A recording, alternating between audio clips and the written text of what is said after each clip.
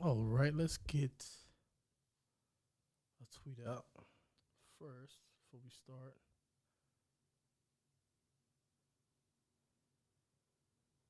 Ah, shit.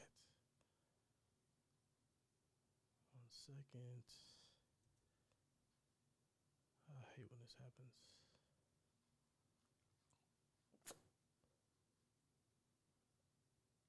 Ah, man. What a crazy game. There was a lot going on. Let's get this tweet out to the Roadrunners Unfiltered account. Then we'll start going into the game. 1 second here.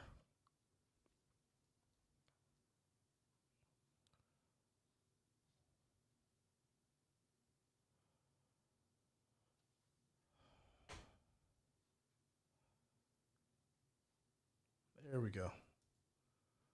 All righty. 1 more second. Cool. All right, guys. Cool. I'll go ahead and get started. So, yes, UTSA falls to Tennessee today. 45-14. Yeah, not great. Not a great score. Listen, I think just my overall reaction from the game as I'll wait till some folks get on and make sure you guys drop some comments in the chat and subscribe as well so we can get this party started. But just off the muscle, I think that they punched us in the mouth early and fast. Like that's what it came down to, honestly, and we just didn't respond well. We didn't respond until the second half. They went up 31 points in the first half, and it was pretty much smooth sailing from that point on until obviously the beginning of the second half. We inserted Owen McCown as the quarterback, and we had a little bit of momentum that was created by him after that. But honestly, that did a little bit. That did enough for us to get us talking, but not enough to overcome the 31-point deficit in the first half. So there's a lot of talk on Twitter right now. I think the most popping tweet right now is on. I made the tweet that the quarterback battle for next year is already underway. You got Eddie Lee Marburger, who was able to start against Army, who performed well, didn't perform so well in this first half against Tennessee. Owen McCown comes in and he has a solid performance. He definitely made some mistakes after their almost perfect start, but he was able to come in and show some things that I think I definitely liked. And obviously, from just looking at Twitter, there's a lot of people on here who are excited about what he did. But I'll be honest about that piece right now. I think that's the one thing that everybody wants to talk about now. So I guess I'll jump into it. I did not see enough yet for me to say the quarterback battle is over. Yes, his first two drives were excellent, but here's the thing, man. It's like I want to see a situation where some of these quarterbacks face adversity, and how do they build themselves back after that? That's one of the reasons why I made the tweet that I wasn't really happy with the whether it's Traylor, whether it's the OC, whoever made the decision to pull Marburger and go with McCown. I wasn't super happy about that, but I do also understand it, though. You know what I'm saying? Like, I get why they did it. It's like it's 31-0. You're probably not going to come back. There's two guys that are vying for that QB2 position and who are going to try to make a good enough impression to be the starting quarterback going into next year. So why you give one a half and it didn't go well? Why not give someone else the second half? And that's what they did with McCown. And listen, I think he came in and he played well. I think he showed some promise. One of the things I really liked about him is he was pretty decisive. I love that touchdown pass where he stood in the pocket to Taki Ogle-Kellogg, and he knew he was finna take a shot, and he stood in there tall, not worried, not scared because he knew he was going to take a hit and deliver an accurate pass. I think that goes a long way. I also will say that he can do things with his legs that I don't think Marburger can do right now. And I think that's significant as well. Obviously, when you look at the quarterbacks that have been successful at UTSA, they've all been dual threat quarterbacks. They can throw the ball, they can run the ball. Obviously, one example is Frank Harris. He's the obvious one, right? But you even go back to the Dalton Sturm days. Dalton Sturm was a dual threat quarterback who could give, he could take over a game on his own. And I think McCown showed some of that too. And in terms of what I think as it pertains to him being in a situation where, I don't know, I just will say let's not jump the gun on anything yet. Obviously, Frank is going to be coming back here pretty soon, so we won't get to see these guys play for a while. But I'll just say let's pump the brakes. Like listen, he had a great first 2 drives. He did turn the ball over, trying to get outside the pocket. So he's still young. I think Eddie Marburger is still young. Both guys are inexperienced. Let's not jump the gun on like, hey, it should be McCown and McCown only. We have to wait and see. We have to see. I hope we don't have to see it all this year. I hope Frank comes back here pretty soon and does and get some health together. But yeah, I think we do have a quarterback battle underway, regardless of what the many of you guys think. That on Twitter, I do think there's just time will tell. There's a long time for the next season, so hopefully we get Frank back because we'll need it. Now, off the quarterback situation for now, I'll go back to it later, but just on what I've seen throughout the game, number one, we got to figure something out with our running game. We just have to. Not being great over the last couple of weeks. And I'll say this, and you guys know how I am with this.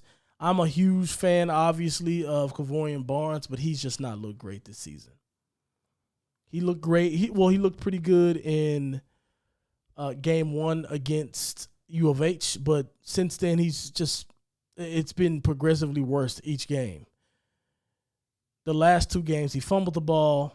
And obviously we've seen his snaps go down and his carries go down against Army because of that fumble, which was at a pivotal time. But when you look at this particular game, he didn't run the ball well either. 12 carries on 40 yards. That's 3.3 yards a carry. Not great. Not good from a standpoint where he set a bar already that he's already great. He averaged 6+ yards a carry last year, folks. So, there are some people giving me some shit about talking about his play because, he's averaging 4 yards a carry and like we're sort of mid-tier or rushing, mid-tier from a rushing standpoint in the AAC. But we got a guy who, in my opinion, coming into this season, if you ask me, based on what he's shown as such a redshirt freshman last year, based on what he's shown, you expect a progression forward. He was good his freshman year. You want to see him increase his play and be a little bit better his sophomore year. We just haven't seen that. So I've seen development in his body. He's gotten bigger. He's probably gotten a lot stronger, but I don't see the explosivity. I don't see the juice that he had to be able to make people miss an open field as he did last year. I'm just not seeing it.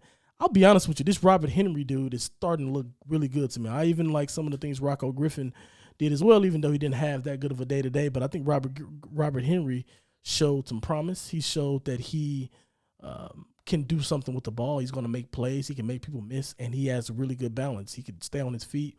You're not going to arm tackle him down. I think that it's always good to have somebody that's pushing you. So Robert Henry playing well is only going to push Kavorian Barnes to, get his act together and get that figured out. I think the OC today didn't help them out in the run game. I think the O-line didn't help them out. I think here's the one. If I could look at the game and I can say, all right, what was the thing that showed me that we are an AAC team and they were an SEC team? It's just what they were doing up front against us. You look at that defensive line, and they threw a party on our offensive line, to put it lightly. If I'm just being honest, they threw a party on our offensive line. We were just overwhelmed from the jump. Couldn't get anything going. I feel bad for Eddie Marburger on the simple fact that at least coming out of the second half, we were able to make some adjustments as McCown came in and do his thing. And this is not taken away from anybody or like making an excuse for ELM. But at the same time, it's like they came out and just punched us in the mouth in the first half, and we got whooped in the interior. That's why plays looked like they weren't going anywhere. That's why play calls. Listen, if you can't control things at the line of the scrimmage at all with your linemen, if linemen can't get downhill when they're run blocking, running backs aren't going to have lanes to do anything, right? If they can't defend, if the offensive players, linemen cannot ward off a pass rush, quarterbacks aren't going to be able to do anything because it's going to move them in the pocket. It's going to disrupt their reads downfield, so on and so forth. That's what happened in the first half. It happened in the second half too, but it just wasn't as bad because I think they let off the gas a little bit, if I'm just being honest. So I'm not that worried about it because we won't be playing a bunch of SEC schools going forward, or any, but it's something that showed the separation between the two. And listen, one thing too that's huge as well, and I'm not just going to call out the O-line, and it's not like I'm trying to call them out, but it is what it is. They got dominated. Our receivers, for the most part, got dominated on the outside. It's just a fact. Yeah, we had some success. There was a nice touchdown pass to Joshua Cephas on the pick route, basically. They got him open. Tyke Ogle-Kellogg made a nice play on the slant and turned it into a touchdown. And they got open a little bit in the second half. But did y'all go back and look at some of those plays in the first half? Did y'all see what was happening? They were getting harassed. Listen, I'm going to tell you something right now. I play corner. And you got to understand how difficult it is to be on the field side, right? You're on the field side. So this means that the receiver has a two-way go. He's not on the short side of the field where you have the line, the out-of-bounds line to protect you. They're on the field side. They can go in, they can go out, they can go short, they can go deep. They can go deep in, they can go deep out, they can go anywhere they want to go. We were putting Tennessee in those positions. There's a third down play that we seen in the first half. I think it may have been the first quarter. We isolated one of our receivers over there. This happened multiple times, by the way, but this one really got. I tweeted after this. We're just getting pressed on the line, and we can't create any separation. We tried to run a slant on the third down. We put three receivers to our right side in the boundary. We isolated a receiver to the left side in the field. That should be feast or famine, or not feast or famine. That should be a feast for a receiver, a Division I receiver, because he has so many ways to go. That should be great for the coordinator because you have so many options of what you can do. We couldn't get off the line, folks. Third down just wasted. We couldn't win a one-on-one. We could not win a one-on-one. That's concerning because it's not because Tennessee is just better than us, right? And listen, so time out. It could be that a little bit, but our receivers, regardless if they have good corners on the other side of the field, you have to win your one-on-ones. We haven't won one-on-ones all year. That's why I'm stressed about it a little bit. We haven't won our one-on-ones outside in this entire year. And you go back to the we don't have JT Clark. Yeah, that's unfortunate we don't. I don't know what the issue is there. You would expect him to be back by now. But the fact of the matter is he hasn't been back. I'm assuming he's going to come back after the bye week, but he's not there now. We can't win our one-on-ones. If we can't beat people one-on-one, we're going to be in trouble. I tweeted from the Roadrunners Unfiltered account, hey, if our receivers cannot create separation against that team's corners, we're going to be in deep trouble. And folks, we were. A lot of it came down to that. We couldn't do anything. They were pressing our guys at the line. They were bigger than our receivers, and they just bullied them, to be honest. Like I said, we did have some success, but it just shows you, and I talked about this in the preview as well. If they are going to be confident that their corners can guard our receivers one-on-one and take them out of a play, it's going to be a feast for their defense because now they can run all type of weird stunts. They can send pressure from anywhere at this point in time because they're confident outside that they can hold up and not get beat deep for any kind of crazy plays. So that stung us. That's just a fact. It stung us. It stung us.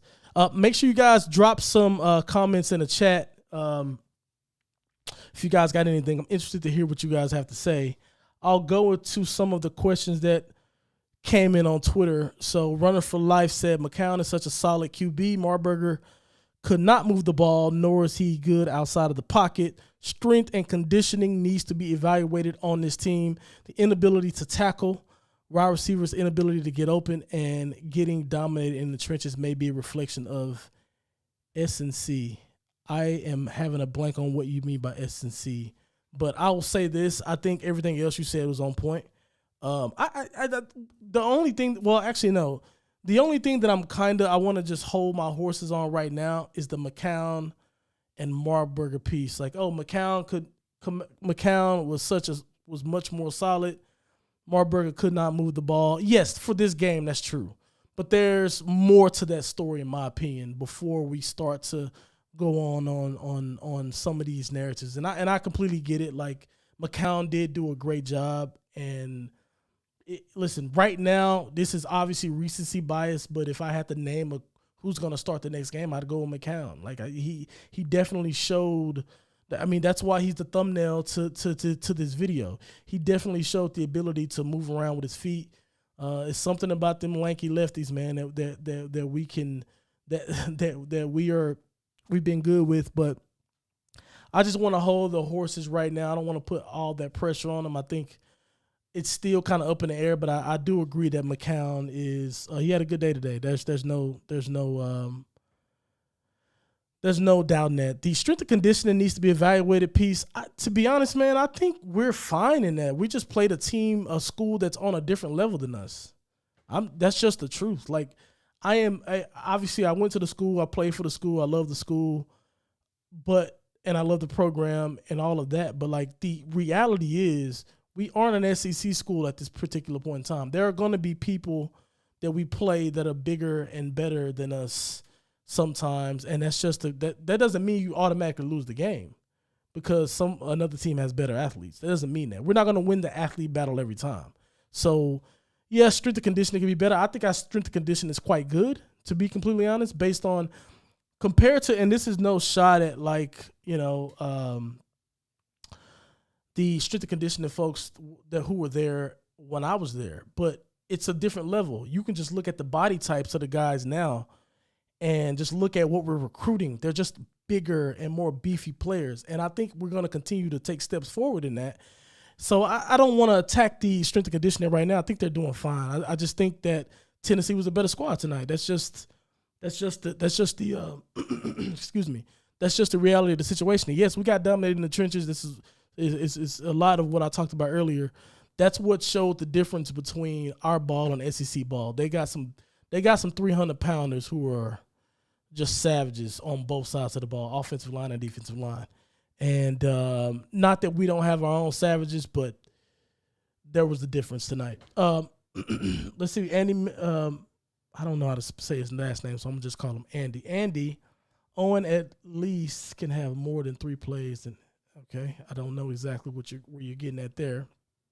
Might have been commenting about something else. But, yeah, listen, I think that this is good for UTSA, to be honest. We needed this right now because there's a lot that we have to fix. There's a lot that we have to fix. We're starting off 1-3. Remember whenever we did the season preview on this channel, my guy Nia said, almost undefeated type season. I think I predicted 10-2. We're obviously both wrong there, but I don't think the season is over. I don't think we can't achieve some of the things we want to achieve. A conference title is still on the table. A bowl win is still on the table. Those things are still intact. I think this bye week is coming at a great time for where we are. And I think that we're in a situation where we can't smell our own shit. It's time to, it's time to buckle down. We've been humbled. We got to play football. We got to play football now in a way that's different. We have to be more efficient. We have not been efficient. What did I say coming into this game? I said, I don't care if we win or lose. I did not predict us to win this game. As much as I want to do that and stuff, it's just a reality. I did not see us win this game. We've been in poor form all season, and we're going against an SEC school with a really good quarterback, which he was great. He was really good today. As you've seen the first, 20 seconds of the game, he breaks off an 81-yard touchdown. And I told y'all about that zone read. Now, I did say that he doesn't pull it much, but we have to be wary of him because every other team that has played them has to respect that, because if he does pull it, there you go. We didn't respect it, and we got hit for 81, so we're the example. But anyway, thinking about, this performance and what this means going forward, we have been shit all year, and one of the things I was talking about coming into this game was we have to put together a complete game where the offense shows up and the defense shows up. We did not do that again today. I expected our defense to play a little bit better. And I understand it's Tennessee, they're talented as well, but I expected our defense to be better than what they were, because this is the type of team and this is the type of offense that we play well against. You think about, you think about the Houston game. We played well against that style of offense. You think about the Texas State game. We played well against that style of offense. And I'll give Texas State credit here. That's not a shitty offense that they have over there. They put up 42 on Baylor. And I know Jackson State is a smaller team, but they still put up 77 against that squad.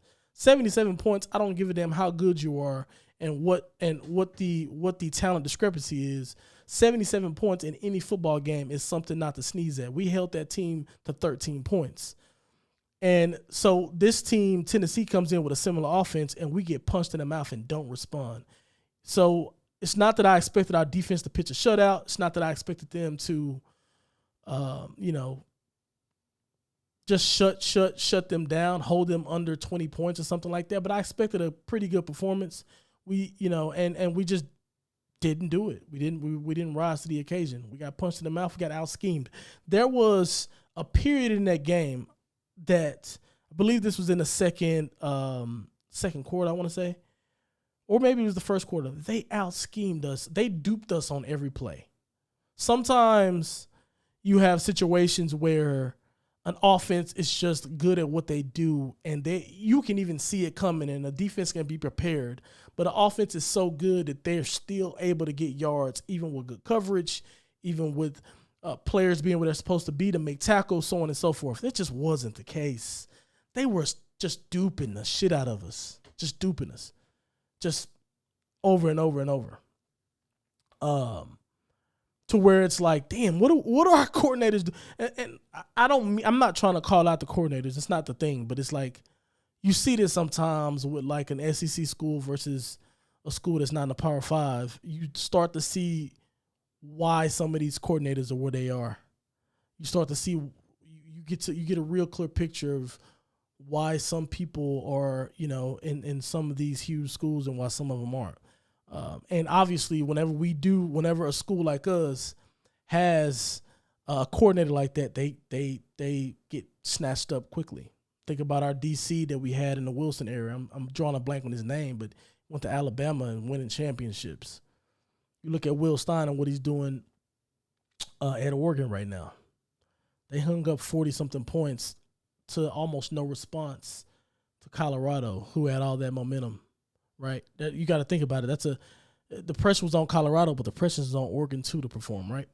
So we seen the difference in coordinators coming in, and I think sometimes people don't realize how huge and how much of an impact that can be on a football team. When you look at coaching changes and things like that, they have to go through an adjustment period just like the players. So you can't just look at a roster and say, well, we have all these guys coming back, we should be fine. If those coordinators aren't using those people properly or aren't scheming up things in a way that's going to be formidable enough to compete with some of these big teams and compete with the opponents that you have on the schedule, then it means nothing what players you have on the field. So I listen, I think everybody gets it. This is another, to me, I think we play called. I just didn't like the game plan from an offensive standpoint and how we play called the first half. I think the second half when McCown came in, we adjusted well initially, but then again, you start to see after a couple of drives, Tennessee made an adjustment and we didn't make an adjustment, so we didn't score anymore. So, it's one of those things where you got to look at it and say, we're a good football team, but right now we're just not showing it. And do I think, how many points is this? My math is just not going to be great right now, but let me pull out my handy-dandy calculator. And I don't know where it's at on my screen, but what is it? 45. Here we go. 45 minus, how many points did we score? 14. I should know this off the head. 31. Duh. 31 points. I don't think that team was 31 points better than us. They were a good football team, but 31 points. I could see them winning by, 3 touchdowns maybe 2 touchdowns and a field goal, maybe 21 points better, but 31 points, not great. Not great. And I think we got lucky, to be honest. It could have got a lot worse than that if they were to come out of the halftime with their head screwed on tight. We could have been in a lot more trouble. As it pertains onto what's next, listen, I think we got to get Frank back. I think that much is clear. But honestly, man, I am going to try to hold up my optimism, but I have not seen anything in these first few games that gives me confidence that we're going to go and have another banner-hanging season right now. That's just my honest-to-God truth, or my honest opinion. It doesn't look great at the moment. I am not enthused about some of the things that we've done offensively and defensively, and I'll dive into some more of this as we get through the week. But, it's just not what Traylor has put out there over his last couple of years at the school. It's just we just seem to kind of lack fight. We don't want to. I don't know. I can't put my finger on what it is, but it's almost like the guys have gotten so used to winning over the last couple of years that now that we're facing a little bit of adversity, we're kind of getting punched in the mouth and like, what do we do? And I know, like I said, injuries obviously play a part in this, but there's an attitude and a fight and a will to win that I think we aren't showing right now. And that's kind of my issue. We don't get blown out by these teams, not like this. We always put up a good showing. Just look at the historically, when you look and see whenever we play some of these Power 5 teams, the way we've competed against them has been admirable every time. And there's a lot of inspiration that us as a fan base and supporters of the program can draw from these games, and even them as players can draw from these games, and as a team and a staff can draw from this game. From these types of games, I don't think you can draw any optimism from this game. There wasn't anything inspirational about it. That's what worries me.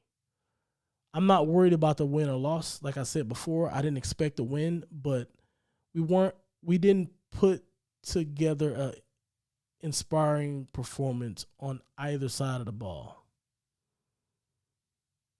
So what worries me is, okay, whenever we go play Temple next, if they punch us in the mouth, are we going to respond properly? That's my concern. So I'll end it there. I just want to give you guys my instant reaction.